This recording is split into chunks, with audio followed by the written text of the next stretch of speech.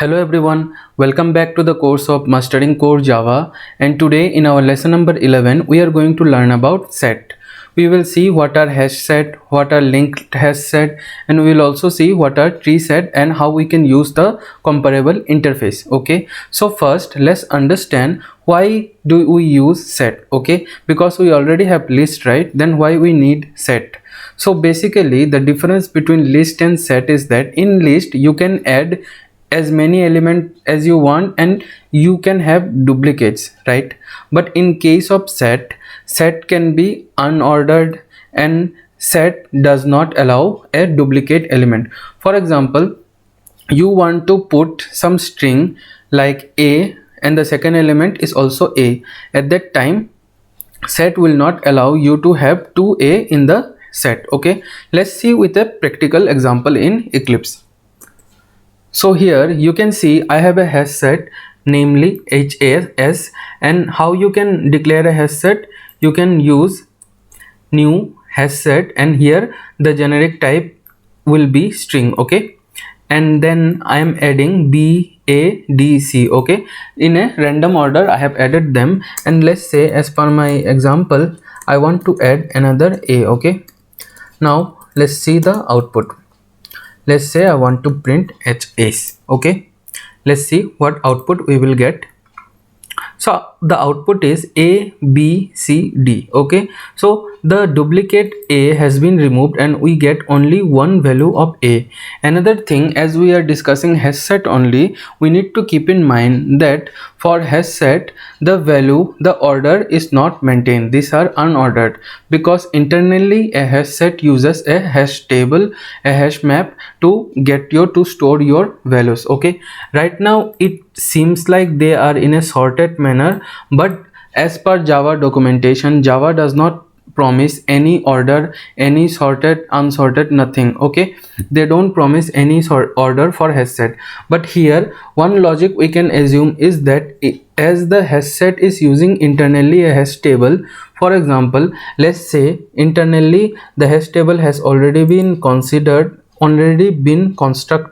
using A, B, C and D, and when you enter the element of such value, then they are ordered as per the hash table that is already existing. Okay, because as I said, internally they will use hash table only. Okay, so but you should not rely on hash set to get your elements in a ordered manner. Okay, now let's move on to our next topic, that is linked hash set. So let's say I want to replace this hash set with linked hash set. Okay, let's import this. All right, now once we import this, let's see how the output changes. Okay, let's click OK, and you see now the output is BADC. So the basic difference between hash set and a linked hash set is that the linked hash set promises you a ordered output. That means it follows a order of insertion. Okay, here you inserted B element, then you inserted A, then D and C. So the linked hash set says that in the order you insert the element, you will get the same order as your output. Okay, all right, so hash set you can use. Okay, so why you should use hash set and why you should use linked hash set? Okay, the hash set uses a hash table, as I said. So it means that whatever data you fetch, okay, as your output, for example you use contains, you want to use remove, okay, all those algorithm will be very fast in a hash set as it uses a hash table. Even if your set becomes a large number, okay, it contains a large amount of data, hash set will still be the faster because it will maintain almost a uniform time complexity. Okay, but you should use linked hash set when you want your element to be in a particular order. Okay, so I hope you understood when to use hash set and when to use linked hash set. Okay, hash set is implementing set interface and linked hash set extends the hash set only. Okay, so our next topic is tree set. Now the difference between hash set and tree set is that tree set has a internal sorting mechanism. Okay, it promises that whatever the output of the element will be, no matter the input insertion method, the output will always be in a sorted order. So in this same example, let's just change it into tree set. Okay, once I change it into tree set, let's see what is the, okay, we need to import this. All right, once imported, let's see what will be the result. As you can see, the result is in a sorted manner.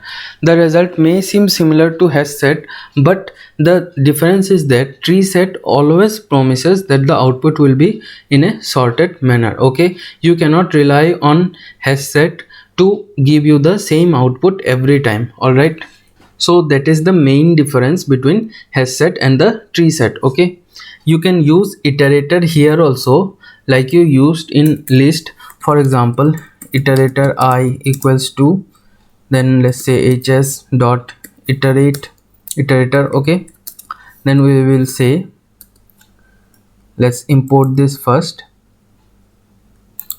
Okay, now we will write our while loop I dot has next.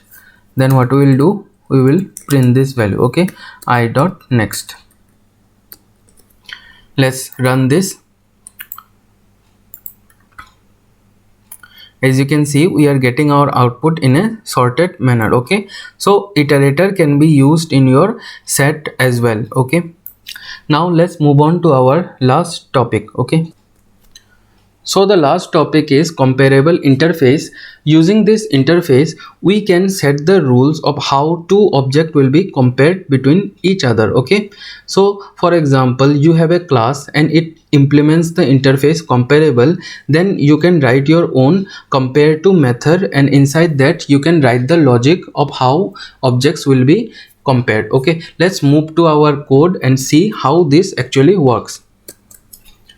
So here you can see I have a sample class student and it implements comparable. So here in the comparable I put the generic, and that it will accept the same class student. Okay, and inside the method, inside the class, I have to override the method compare to, right? Okay, so this compare to will write the actual logic of how the comparison between two objects will be. So for example, there are two objects of the same class student, then how the comparison between them will happen, we will declare here. So here what we will do, let's say first we say roll number. All right, next we will say let's say string name. Okay, then we will say marks. Okay, now what we will do, we will declare one constructor. All right, inside this I will take some value int roll number, then string name, and then I will also take marks. All right, now I will assign these values, simply assign them like roll number equals to roll number, then this dot name equals to name, and then this dot marks equals to marks. All right, so simple, just we have three variable roll number, name, and marks, and then in the constructor we are assigning those values. Okay, so coming to the compare to method, what we will do here, we will write student, and this will be student, it will get the value from the s. Okay, we will use this s object and assign it to a local variable st. Okay, then what we will do, we will say if the marks, okay, marks equals to st dot marks, then we will return 0. All right, that means it is equal. Else if marks greater than st dot marks, we will say return 1. All right, else return -1. All right, so basically we wrote down the code in a manner that if the current marks, okay, if the marks of the calling object is equal to the marks that is passed in this method, then we will return 0. Then, and if the marks of the calling object is greater than the marks of the reference, right, of the argument object, then we will return 1, else we will return -1. Okay, so we will use a tree set to implement this. All right, here instead of A, B, C, D alphabets, we will say new student, and then let's say roll number is 1. Okay, then name we will say Arga. All right, then marks is something like 60. Okay, then the roll number is 2, name will be Pratoy, and marks is something like 78. All right, and then we will have another. Let me just quickly copy it for you. So I have quickly copied this, and what changes we made is that inside the set, instead of string, now it will accept student object. Okay, and we are adding some student objects, and we are giving different roll number, different name, and different marks. Okay, now inside the iterator loop, what we will do, we will take the student object. Okay, we will say something like I dot next. All right, and then we can just declare student here also, so that this we don't have to cast them. Okay, then from S, what we will do, S dot roll number, say, then space, we will print the name also, and then space, we will print the marks as well. Okay, dot marks. All right, let's run this and see what output we get. Okay, so once we run this, you will notice that the roll number has been jumbled, and we are also not sorting it on basis of name, but the set has been sorted on the basis of marks. Okay, like 50 is coming at top, then 60, then 75, then 78. So this is working as per the compare to that we declared. Okay, here the compare to that we designed was on basis of the marks. Okay, on basis of marks, and that's why the order of the set is now on basis of marks. For example, now I change it into roll number. All right, let's say roll number.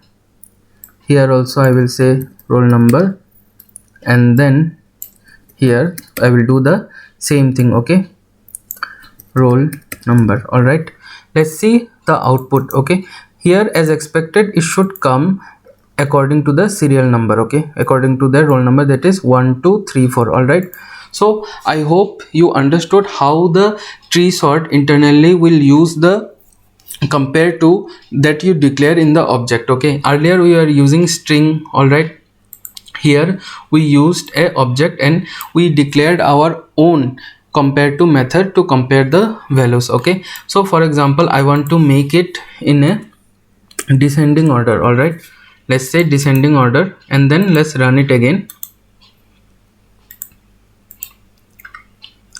So when we run this, you see we are getting the output in a descending order, right? So here using the compare to, we are defining our own order.